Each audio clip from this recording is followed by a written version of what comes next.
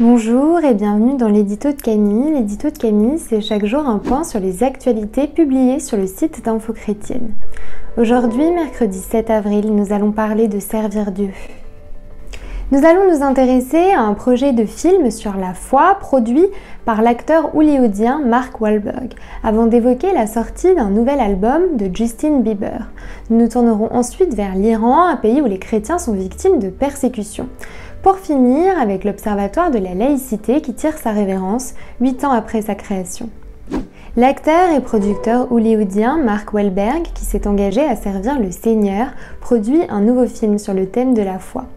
Un projet qu'il développe actuellement aux États-Unis et qui s'intéresse à l'histoire vraie du père Stuart Lang, un athlète devenu prêtre. Une production qui devrait bénir les Américains et que Sage Distribution espère un jour pouvoir faire découvrir au public français. Un autre artiste semble déterminé à servir Dieu, il s'agit de Justin Bieber. La foi du célèbre chanteur n'est un secret pour personne puisqu'il la revendique ouvertement sur les réseaux sociaux et dans ses chansons.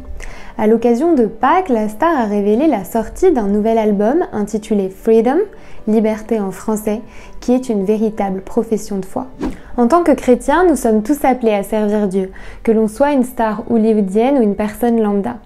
Mais servir Dieu prend encore une toute autre dimension dans les pays où les chrétiens sont victimes de persécutions, comme c'est le cas pour les chrétiens en Iran. Découvrez sur le site d'Info Chrétienne le témoignage de Mansour Borji, directeur exécutif d'Article 18, une organisation dédiée à la protection et à la promotion de la liberté religieuse en Iran.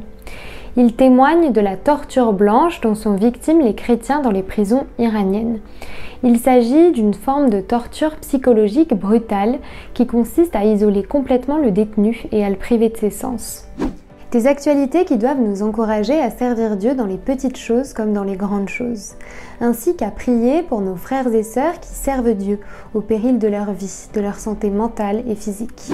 Le gouvernement a annoncé la fin de l'Observatoire de la laïcité dont Jean-Louis Bianco était le président depuis sa création en 2013.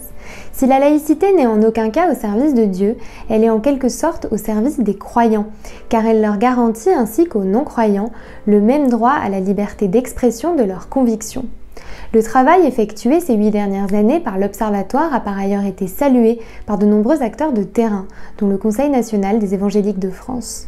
Ce sera tout pour aujourd'hui. Si cette vidéo vous a plu, n'hésitez pas à la liker, à la partager ou à nous le dire en commentaire.